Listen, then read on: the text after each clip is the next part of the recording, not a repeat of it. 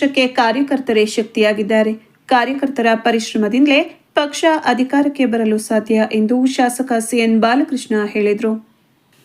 ತಾಲೂಕಿನ ಬಾಗೂರು ಹೋಬಳಿ ಕೇಂದ್ರದ ಗ್ರಾಮ ದೇವತೆ ಶ್ರೀ ಸಂತೆಕಾಳೇಶ್ವರಿ ಹಾಗೂ ಚಿಕ್ಕಮ್ಮದೇವಿ ದೇವಾಲಯದ ಮುಂಭಾಗ ಜೆಡಿಎಸ್ ಕಾರ್ಯಕರ್ತರು ಮುಖಂಡರು ಆಯೋಜಿಸಿದ್ದ ಸಮಾಜ ಸೇವಕ ಹಾಗೂ ಟಿಎಪಿಸಿಎಂಎಸ್ ಮಾಜಿ ನಿರ್ದೇಶಕ ಬಾಗೂರು ಮನು ಅವರ 46ನೇ ಹುಟ್ಟುಹಬ್ಬದ ಕಾರ್ಯಕ್ರಮದಲ್ಲಿ ಪಾಲ್ಗೊಂಡು ಮಾತನಾಡಿದರು.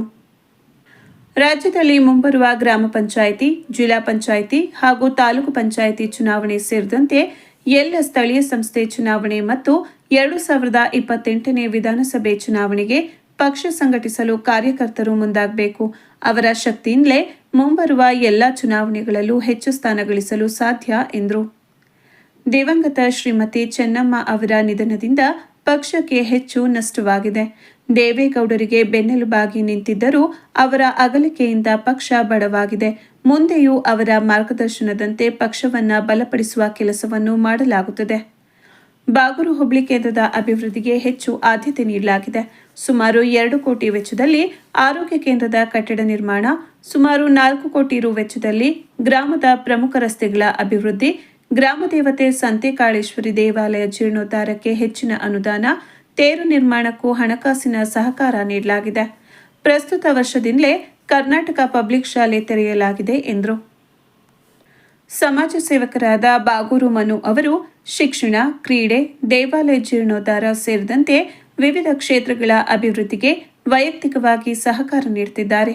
ಅವರ ಸಮಾಜ ಸೇವೆ ಗುರುತಿಸಿ ಅವರ ಅಭಿಮಾನಿಗಳು ಹುಟ್ಟುಹಬ್ಬ ಆಚರಿಸುತ್ತಿರುವುದು ಹೆಮ್ಮೆಯ ವಿಷಯ ಎಂದರು.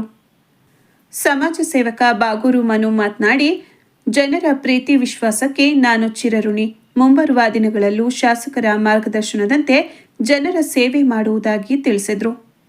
ಇದೇ ಸಂದರ್ಭದಲ್ಲಿ ಶಾಸಕರಾದ ಸಿಎನ್ ಬಾಲಕೃಷ್ಣ ಅವರನ್ನು ಸನ್ಮಾನಿಸಲಾಯಿತು. ನೂರಾರು ಸಂಖ್ಯೆಯಲ್ಲಿ ಸೇರಿದ್ದ ಜೆಡಿಎಸ್ ಕಾರ್ಯಕರ್ತರು, ಮುಖಂಡರು, ಗ್ರಾಮಸ್ಥರು ಹುಟ್ಟುಹಬ್ಬ ಕಾರ್ಯಕ್ರಮದಲ್ಲಿ ಪಾಲ್ಗೊಂಡು ಶುಭ ಕೋರಿದರು. ಈ ಸಂದರ್ಭದಲ್ಲಿ ಮಾಜಿ ಎಪಿಎಂಸಿ ಅಧ್ಯಕ್ಷರಾದ ಬಿಎಚ್ ಶಿವಣ್ಣ, ಉದ್ಯಮಿಗಳಾದ ಅಣತಿ ಯೋಗೇಶ್, ಮರುವನಹಳ್ಳಿ ದೇವರಾಜ್, ಗುತ್ತಿಗೆದಾರ ಕುರುವಂಕ ಶಿವಸ್ವಾಮಿ, ಮುಖಂಡರಾದ BP Lakshman, Harish, Mallesh, Chandregowda, bank Manjanna, LIC Kantharaj, Kalesh, ಯುವ ಮುಖಂಡರಾದ ಮಿಲ್ಟ್ರಿ ಮಧು, ಹುಲಿಕೆರೆ ಸಂಪತ್ ಕುಮಾರ್ ಸೇರಿದಂತೆ ಇತರರು ಹಾಜರಿದ್ದರು.